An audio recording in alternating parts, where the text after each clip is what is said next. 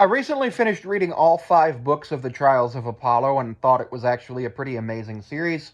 It brought in some cool stuff about Greek and Roman mythology, as well as had some tie ins to Egyptian mythology, specifically during the time that the Greeks ruled Egypt, like the Potomacs and, Cleopatra and all that. And another thing I thought was really cool was that there were multiple different types of poetry in it. There was a Shakespearean sonnet, literally in perfect iambic pentameter, with 3 quatrains and an ending couplet to make 14 lines. There was terza rima, where the first line rhymes with the third line of the stanza, and then the second line of that stanza rhymes with the first and third line of the next stanza. And then technically, it can be an infinite rhyme scheme, so you could theoretically have a never ending prophecy. I liked how Rick Riordan actually took the time to write 210 haikus. I do not have the patience to write that many haikus or to count syllables that many times. And then I really liked how Apollo was complaining about iambic pentameter, and literally the sentence he's complaining about it is in iambic pentameter. It's a 10 syllable sentence where it goes da da da da da da da da da da, and he's complaining about it. And like, I get it because it's annoying, and where everybody first learns about it is with Shakespeare, and everybody hates Shakespeare. Um, I liked Meg. I thought Meg was pretty cool because she was an interesting character and also showed how the Roman emperors are kind of like the gods. Like, Zeus is abusive to Apollo, and then, Nero is abusive to Meg, and then Apollo has to realize that, he's not too much different from Meg in terms of his experiences, which is super cool and super exciting to see. Obviously, my favorite scene was in the Grove of Dodona, well, right before the Grove of Dodona, where about 6 demigods are about to be crucified, because we all know that just crucifixion is just my thing.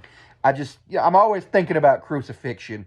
Like, if you go and you look through my videos, you'll see so many videos where I reference crucifixion.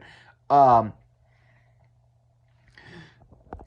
the first book was rather interesting with the way that Apollo was like, I hate this, I hate this, I hate this.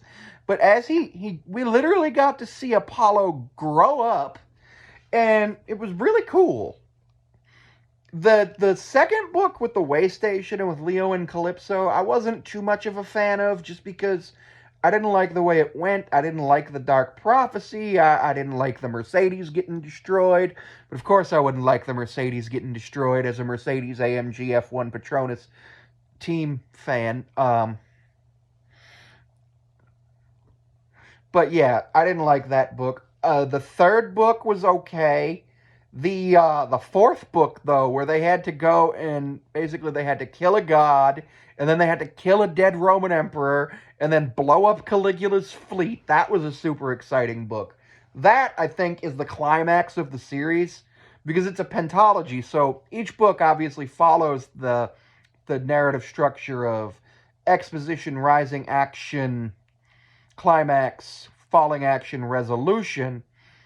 But I think what happened was books 1 and 2 were exposition, book 3 was rising action, book 4 was climax, and book 5 was falling action resolution. Because remember, usually the fifth act is shorter and is usually falling action resolution. But each book also had those elements within it, because you can't have a story without that. And Rick Riordan does an amazing job with that. It's almost the same in the original Percy Jackson series, where the Lightning Thief is exposition. Um, Book 2, Sea of Monsters, is exposition. Book 3, Battle of the Labyrinth, is rising action. But like book 5 with that one, what is that one called? The Last Olympian.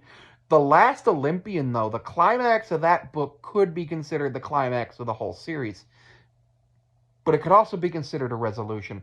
Whereas in book 5 of the Trials of Apollo, the Tower and Nero, it almost has to be considered a resolution when he's fighting Python.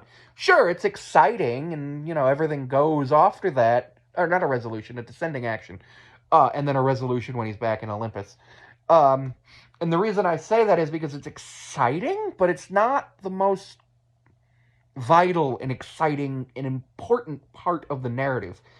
Riordan does a pretty good job with that, and I'm reading The Sun and the Star now, which takes place basically right after that summer, which is cool. I'm halfway through that, and I also finished The Chalice of the Gods, which was really good too.